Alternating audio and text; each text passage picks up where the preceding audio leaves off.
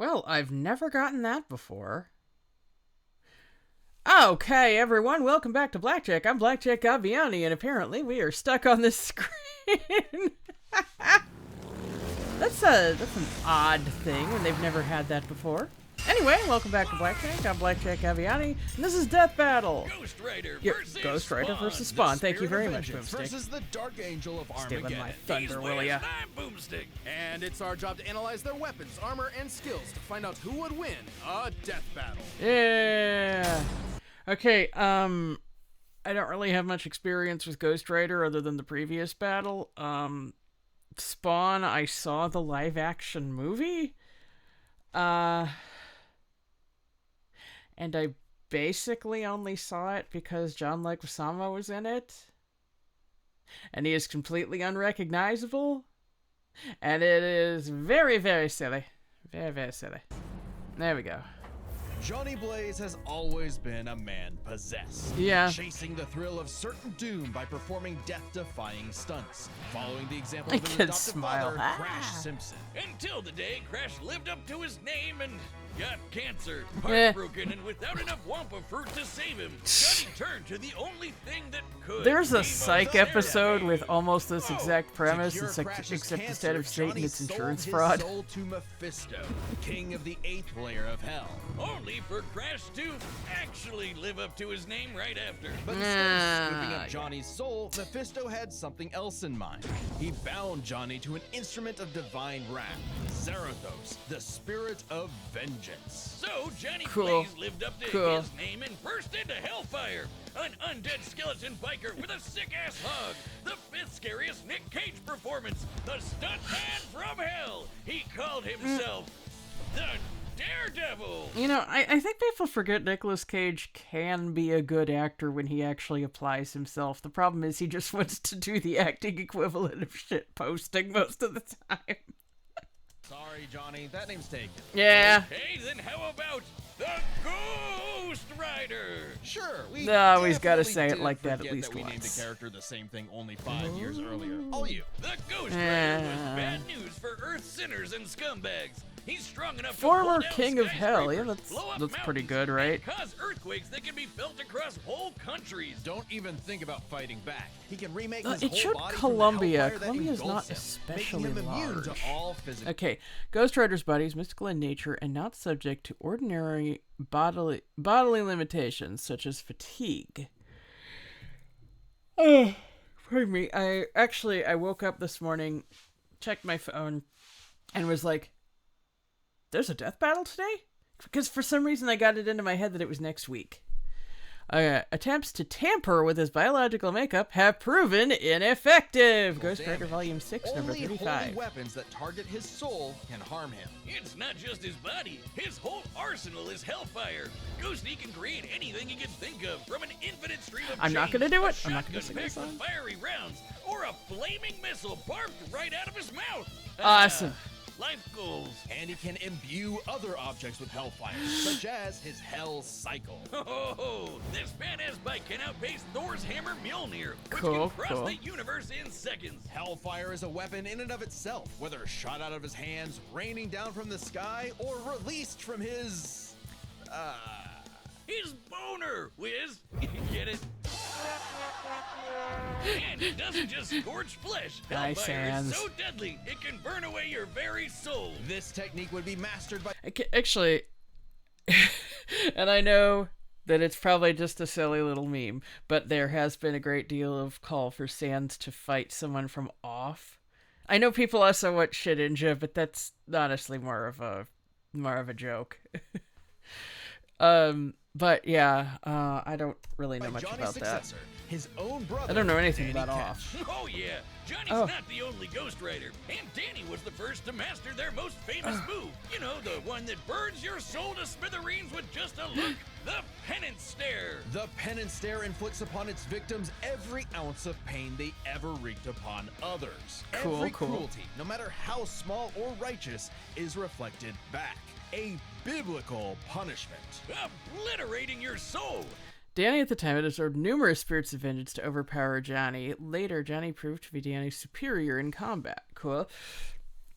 Also, apparently, because I had been asking about the previous death battle, Ghost Rider versus Lobo, and the penance stare was essentially the killing blow.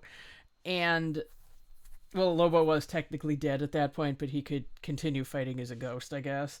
But, he was just bemoaning that he wouldn't get his bounty.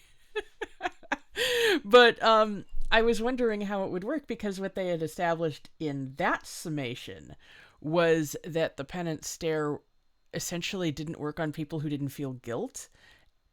And so I was wondering how it would work on Lobo, and apparently it's not true. You don't actually need to feel guilt. So I don't. It even works on other Ghost Riders, like when Johnny and Danny got into a staring contest, and Danny actually depowered Johnny. Eyes are windows to the soul, so the Ghost Rider must be able to match his victim's gaze for the penance stare to work. Some people have survived it, like the Punisher, supposedly because he didn't regret his actions. But so then why did? I don't understand then. Okay, people were telling me that wasn't true, but apparently it is. It did work on him on other occasions. Well, Johnny can adjust how deadly it is, and it doesn't necessarily have to kill you. He can use the stare to read minds, force you to confess info, or just show you the error of your ways. Remember, the Ghost Rider is two souls in one body, with the kinder Johnny more than battling that? the demon Zarathos in a war of control. Ah, classic Faustian bargain. All the power in the world, but if you want it, it uses you. Because if Johnny gives in, the demon's full might will take over, and then everything is screwed. Zarathos' strength is... Okay, Asgard is shown to be higher dimensional space and beyond the final universe, whatever the hell that means. As the Marvel multiverse contains an infinite set of universes, this means Asgard distance from Earth is infinite. Okay. Boundless. He can open up portals between dimensions, control the elements, penance stare an entire city, and fly all the way to Asgard, which is a literal infinite distance away. He's manhandled some of Marvel's heaviest hitters, like Thor, World War Hulk, and Other hosts, a single mother. Yeah. Possibly an angel, because they said before that it was. Strange. Hell, Strange said Zarathos is a threat to all realms, mortal and immortal. Hyperbole? Think again. The Archangel Zadkiel I'd like to said be a that the threat to power all of the realms. Ghost Rider could threaten all of existence, and even bring down heaven itself. Right before an army of Ghost Riders did just that. Okay, cool. An army. The spirits of vengeance are legion. As far back as the Great Flood, human... Okay. And the first heavenly spirits of vengeance emerged after the Great Flood. Mephisto has been creating them even earlier. The first recorded Ghost Rider appeared circa 1,000,000 BC and teamed up with the young Odin and the first Iron Fist. Okay, so we're talking proto-humanity or not necessarily bonded to being humans? Humans have been bonded to the vestiges of God's power to act as his divine wrath on Earth. A sort of heavenly black ops. Okay, wait, does that make Zarathos an angel now? Or is he still a demon? Both? Neither? Despite being one of the greatest entities in existence, it's unclear. What we do know is that ages ago, Zarathos feasted on souls and battled Mephisto for rulership of his realm. Mephisto... They missed a prime opportunity to not frame that as a death battle thumbnail. That would have been so cool. But I was going to say, in a lot of mythos and religions, demons and devils and stuff were angels, and then they got cast out. So I imagine physiology is pretty similar. Mephisto, the trickster, claimed victory and gained control of Zarathos forevermore. Hence how he could bond him to Johnny. But Zarathos got his revenge against that big red bitch with another Ghost Rider, Alejandra Jones. Bet you wish you had one more day to fix that hole in your chest, huh? Comic book fan punching bag though he may be, Mephisto is unbelievably powerful. A battle with him could cause omniversal Armageddon. Fitting as his fight with Galactus rents the cosmos asunder. And Galactus's fights can destroy all of Marvel's infinite multiverse. That's the kind of awesome power at Zarathos' And he's going to speak in iambic pentameter the entire time. Annihilation. So it was no surprise when Johnny went down to the underworld and took Hell's throne for himself, usurping the devil that ruined his life and finally grabbing destiny by the handlebars. Scoring the total power of Hell itself, plus a sick-ass upgrade, the damnation. Okay, as King of Hell, Johnny broke through a million different enchantments placed by Doctor Strange and Wong and harmed Lilith, who planned to merge all of the Netherworlds. Okay. Stare, which skips the whole every pain you've ever inflicted thing and just sends you straight to hell. Okay. No shot. As they say, though, uneasy lies the head that wears the crown. Johnny began an obsessive... Okay, outspent Milner, survived battling World War Hulk. Took his pens throughout the whole city. Used a missile that would have destroyed the angel Saint Michael. Okay. Fought the Avengers to a standstill. Defeated Doctor Strange, Mephisto, Null, the Living Darkness, and Zadkiel. I'm assuming Null, the Living Darkness is probably something like the Nothing. Where it's like, I just void and that's it. I wouldn't know. Zadkiel. To capture all of Hell's escaped demons. But by using his new power to damn them to hell, he began absorbing their evil, feeding off of it, and it corrupted him.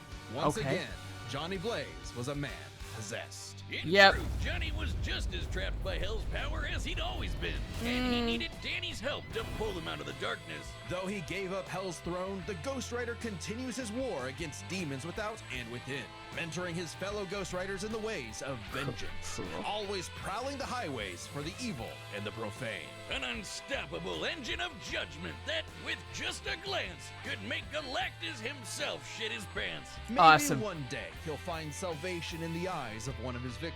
As they sure as hell won't find any in his. This battle Robin Hood, really? Come on. Did better than crypto scams. Jeez. If Al Simmons was one thing, he was a killer. A lieutenant colonel in the U.S. Army and the CIA's most decorated assassin, Simmons upheld democracy around the globe at the barrel of democracy. a gun, painting the third world in red, white, and blue, but mostly red. Until his honestly, going off the summation, it sounds like he was a far worse person before burning he was only got getting started because power. Al's immortal soul was on a one-way trip to hell. Where he got a deal with Malvosia, the big naked lord of the Eighth Circle of How do you Hell. close your By mouth? their pact, Simmons would be reborn a Hellspawn, a superpowered commander of Hell's armies, in exchange for seeing his wife one more time. Oh, buddy, you're just asking to get monkey's blood. Al Simmons returned from the dead as a decaying zombie 5 years later. After his wife had already remarried and had a daughter. There, you saw her. Now get back to work, bitch. Thus was maybe you should be more specific. Itself, Spawn. But you know, she's happy. She's doing all right. Way back around to being the coolest thing ever. K7 Letha. I remember in the previous one it was called Letha of the Seventh House of K, which is a name that does kind of stand out in your head, you know. Albert.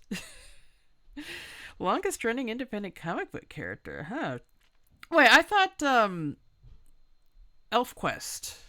But I don't know anything about that one. I just know it's called ElfQuest, and it's an independent comic book, and it's been going for like 50 years or something like that. But I don't know if it's had the same main character the whole time. Former King of Hell, yeah. Look upon his edge, wizard, and despair. Spawn would violently defend New York's downtrodden, while slowly uncovering the full breadth of his demonic powers. He's like a walking superpower encyclopedia. He can fly, teleport, turn invisible and intangible, move things with his mind, make force fields, control the elements and the weather, and even stop time. Speaking of time, he can fly so fast, he literally breaks into other dimensions and smashes time as a concept. All right then. shape-shifting his own body or transmuting other objects and people. He can even control and absorb your soul. Wait, Wiz, if he can rearrange molecules and crap, why doesn't he just fix his uggo face? Well, he tried to do that, but Malbolgia cursed him so he could only make himself... You stole my melanin! It gets you a throne in hell. To be fair, Spawn can achieve a similar result with illusions and mental manipulation. He can read and control minds, implant and replace memories, or simply drive you mad. Spawn can do all this crazy shit because he runs on necroplasm. Okay. Basically, hell makes sense. juice. You're not wrong. Necroplasm is the energy that makes up hell itself. Al's undead body is composed of 400 pounds of it. He can wield it like an energy blaster empowered by the sins of others. Spawn can absorb your evil and feed off of it. By simply walking on Earth, Spawn feels all of humanity's pain all at once. He's even absorbed the sins of 8 million New Yorkers instantly, cleansing them of their evil. Like Jesus? Or he can do the reverse and make you experience the full weight of your own sins. Feeling every bit of pain put the sins inflicted on others onto over your you. whole life.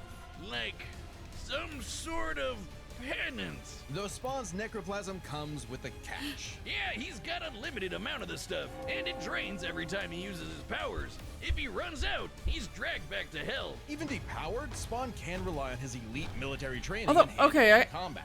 He's even I have to wonder though. Yeah, okay, so he is far more trained in hand-to-hand combat, so that's going to be interesting. But that's also not going to mean much. But he can leave hell, so what does getting dragged back to hell actually do to him? Like, I want to know that. I want to know, like, does he have to stay there for a set amount of time to recharge, or what? even fought Batman to a standstill. And as befits his past profession, he loves his big-ass 90s guns. Though his greatest weapon is the sentient being he's genetically and spiritually bonded to, his cloak. Letha of the 7th House of K. Ever wonder why his cape's red? Nope, well, now you are, and it's red because it's made from the apple Eve ate in the Garden of Eden. It's literally made of original sin. Oh, and also the soul. Some theologians have suggested that they are symbiotically attached to their outer skin, which is fashioned from the souls of 1 million sinners, but they're able to walk the earth unnoticed, hiding under any guise that suits their purpose. All right, then. So that means the souls have, like, a physical manifestation that can be manipulated and even sewn, attached. Of 1 million sinners, including every one of Hell's victims, also a touch of vampire for good measure. Of course! Letha is constantly evolving. It can act independently to defend Spawn with an infinite stream of chains, transform into weapons, or drain people of their power.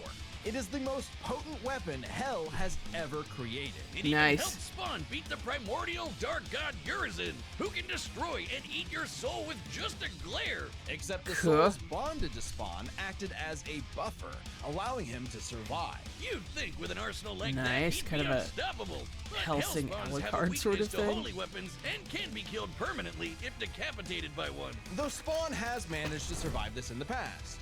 Spawn's greatest weakness is his own, how do I put this, stupidity. So Spawn fought this angel lady, Angela. Great name for an angel. She had this dimensional lance that could wipe out. This is also the series that has an evil clown named Clown, okay? You're one more little pawn who will never become a queen. You're in the army. Haven't you ever wondered who you were meant to be fighting? Poor hell, Spawn. You aren't that bright, are you? Spawn out of existence, and Spawn got it. But instead of, being cautious around a mysterious angel weapon that hurts him, he just had to push the big shiny button and activate it on himself. And so, Spawn was forever destroyed. Until he reconfigured reality to undo his own inexistence. Yeah, of course. So the spear erasing Spawn instinctively reflected the power back at the spear itself, erasing it and its wielder from reality. The first time we've seen that someone he was wielding accidentally kill themselves and survive. On his quest as Hell's greatest warrior, Spawn has defeated a serial killer ice cream man, a demonic clown, and even his old boss remade by Heaven into an anti-Spawn. He's even encountered other Hellspawn. Killing bad guys might seem counterintuitive if you work for a Hell Lord, but it actually just adds more souls to Malvosia's army. Yeah. The army Spawn would have to lead in a war with heaven that'd kill all of humanity. Because the reason Malvolgia chose Al to be his commander wasn't that he was some great warrior. It was because Al had proven that he was the best at taking orders. All his life and all his death, Al was nothing more than a hired gun. But he knew it, and he would do so no more. So Spawn marched down to hell and ripped Malvosia's fucking head off with a scream so loud it echoed through all of reality. Awesome. Spawn became the king of the 8th circle of hell. Cool. King, How about the rest Spawn of is it? literally a Okay. Hell King Spawn. Constantly increases in power.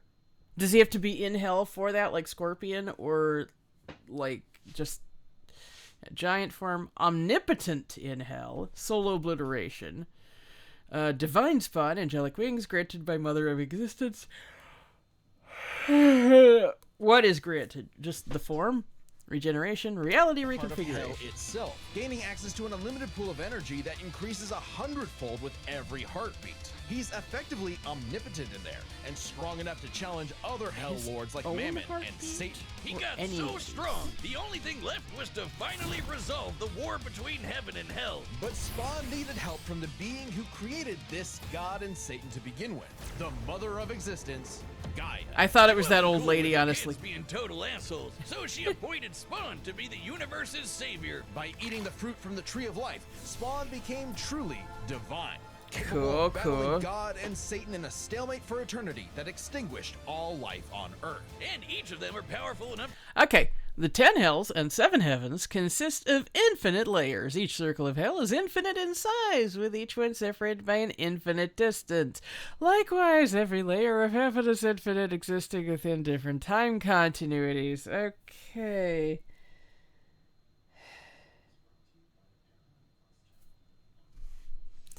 Comic book writers, man. To create and control infinitely sized universes. Spawn broke the stalemate by letting God and Satan destroy him, only for Gaia to separate the two from the reality they threatened. Then, Okay. just like that time with the Lance, Spawn Here, respawned and removed recreated the Earth. God and Boom, Satan? Good as new. Finally freed of the weight Okay. Recreated the entire world. It sounds like he did more than that. Like he recreated the entirety of existence. Closed all the dead zones created by God, tore a hole in the space-time continuum, survived and rewrote his own unexistence. Stated to be the strongest hellspawn, matched God and Satan in divine form, defeated Malvolgia, Satan, Mammon, Urizen, Anti-Spawn, and Violator. I remember is also what Clown's like other name. of heaven and hell, Al asked to be reborn as a human. But he knew in his heart he deserved to carry on his undead penance in perpetuity. He's a creature I mean, of the 90s. give him Wiz. a He won't human be happy life. unless he can angstily brood over Have him the die in injustice 70 of years, his that'd be own nothing. existence. Though if you threaten the alley he calls home, beware, because Spawn will turn whatever's left of your life into a living hell. Cool. This battle is sponsored by DraftKings. Shut. Casino gambling 80s play void casino speakings Eastern time. Run the data through all possibilities. It's time for one hell of a death battle!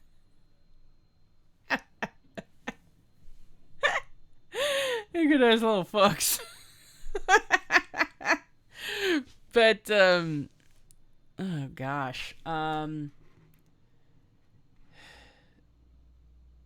Being able to undo your own unexistence is pretty good, but I've got to say also it seems highly situational. Like, could he have done that with anything that destroyed him? Or sorry, I got up way too early. Could he do that with anything that destroyed him, or just like the spear or whatever?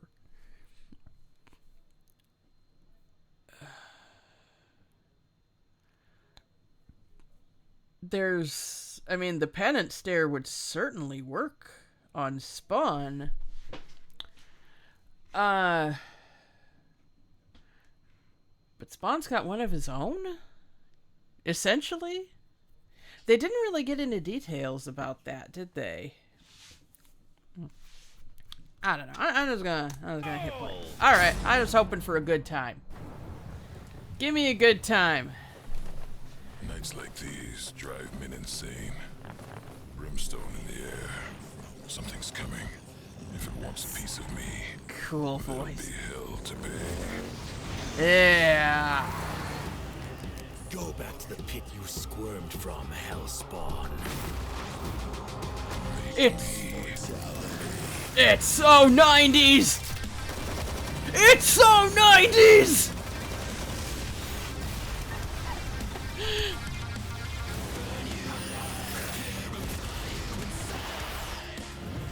If you care, it's nothing personal. Vengeance calls. Yeah. He's gonna make it personal. What are those numbers he keeps throwing up?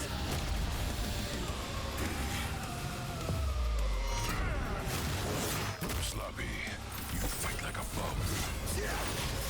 You've earned your damnation.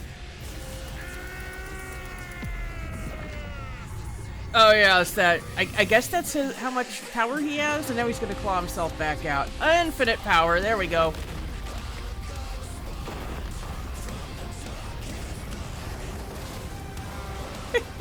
God. He's omnipotent in hell. But I feel like Ghost Rider has tackled things like that before. Oh hey, it's the last act of the latest Kirby game. Takes on the ultimate life form with a truck. Forgotten Land.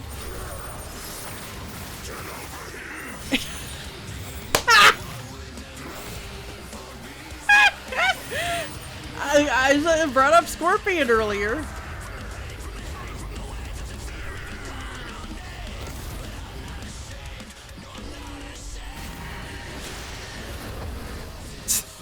Those are needlessly large. Cannot disguise your wickedness. God forbid. Oh! I mean, it is true, though. It doesn't change anything. Well, it changes his stat block. But it doesn't change his past.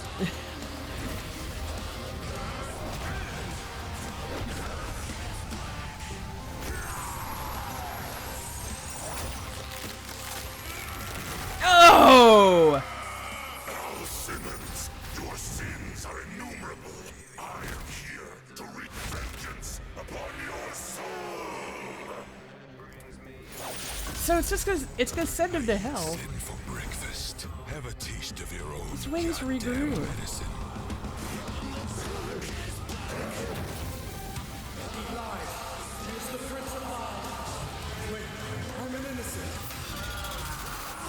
I see.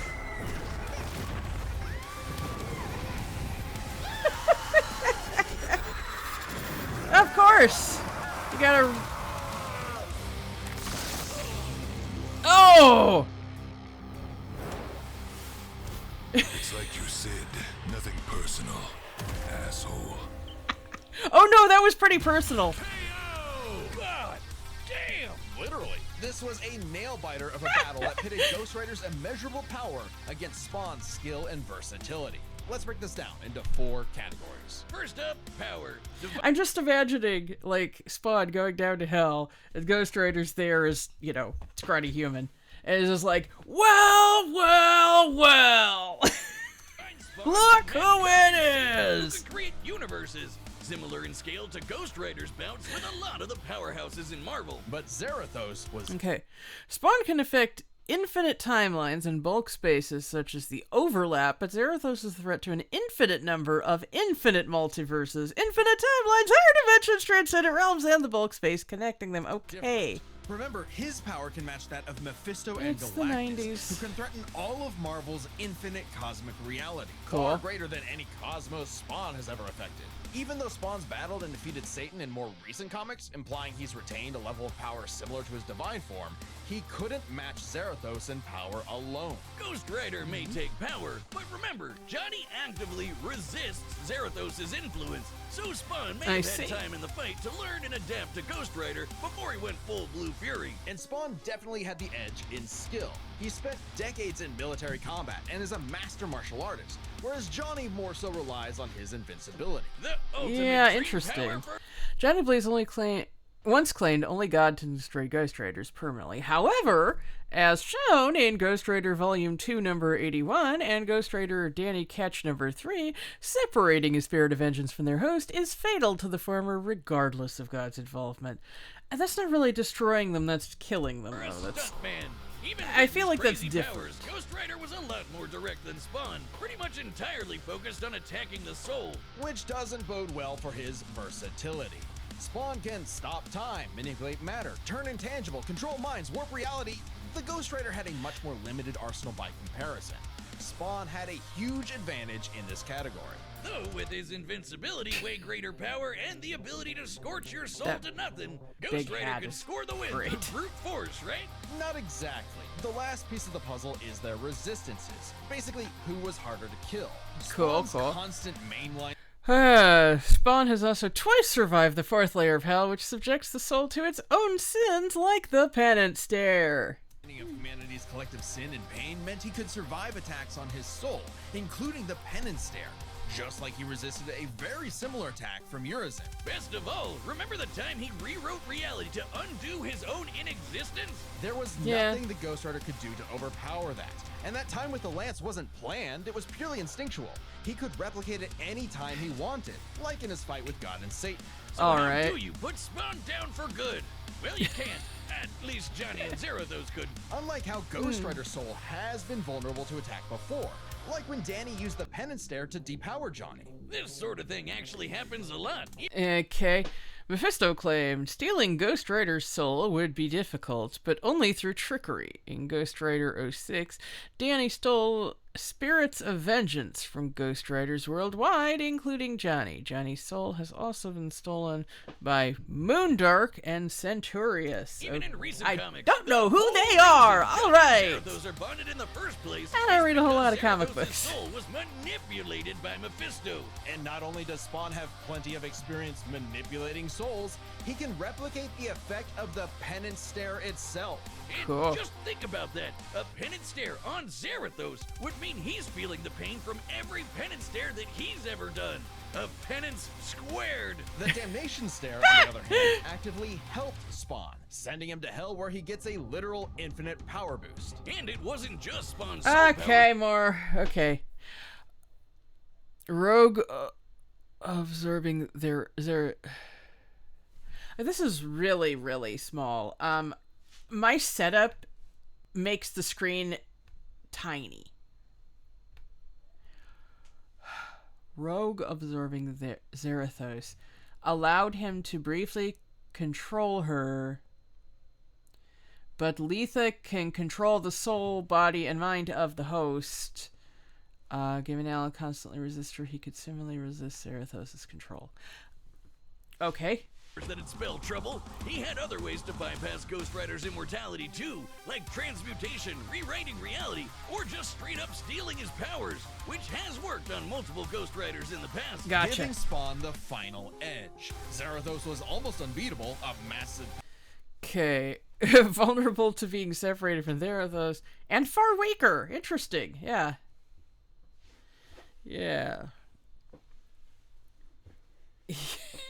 I love the speed is just our advantage, soul destruction, immortality, but Spawn could counter everything thrown at him, and was too unkillable for Zarathos' strength advantage to matter in the long run against his crazier abilities. That was one hell of a fight. At least Johnny went out in a blaze of glory. The winner is Spawn. Nice. Next time on Okay, let's see.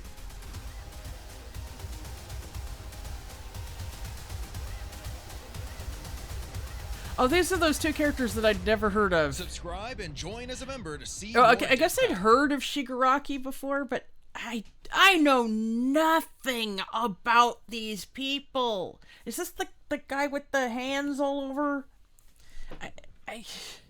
I watched the first season of My Hero when I visited Netbug once. And that was it. And I don't know anything about Jujutsu Kaisen, okay? I was mistaken as to who the main character even was. Okay. Alright, Thanks for watching. You know, I noticed that they don't have credits anymore, but they also, in their trailers, they credit the voice actors. So I think that's pretty neat, you know. I